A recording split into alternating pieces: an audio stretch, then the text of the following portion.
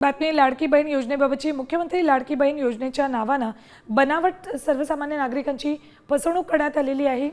मुख्यमंत्री देवेंद्र फडणवीस यांनी काल विधानसभेत लेखी उत्तरात हे मान्य केले। यात जवळपास 104 बनावट बँक खाती उघडण्यात आली आहे। तब्बल 19,43,000च्या सरकारी निधीची फसवणूक झाल्याचं मुख्यमंत्री फडणवीस यांनी सांगितले। अपडेट्स घेऊयात आमचे प्रतिनिधी गणेश कवडे यांच्याकडून।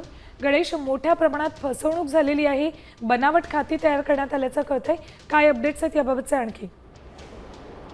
नक्कीच लाडकी मुख्यमंत्री बहीण योजना ही स्कीम आहे आणि या स्कीम मधून महिलांना खरं तर पैसे दिले जातात आणि याच स्कीमच्या माध्यमातून आहे ते बनावट अकाउंट आहे ते ओपन केलेले पाहायला मिळाले। जवळपास 104 अकाउंट आहे ते ओपन केलेले आहेत आणि यातली जी रक्कम आहे ती 19 लाखाच्या जवळपासची सगळी रक्कम आहे ती गोठवण्यात आलेली पाहायला मिळते। त्यामुळे मुख्यमंत्री लाडकी बहीण योजनेचा लाभ घेताना ही फसवणूक होताना दिसून येत असल्याचं दिसतंय आणि या सगळ्या संदर्भात देखील आहे ते कंप्लेंट देखील दाखल करण्यात आलेले आहेत आणि आरोपीचा शोध देखील घेतला जातोय।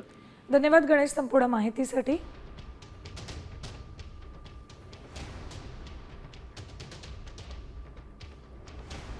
आता isakal.com आहे देशातील नंबर 1 ची मराठी न्यूज वेबसाईट।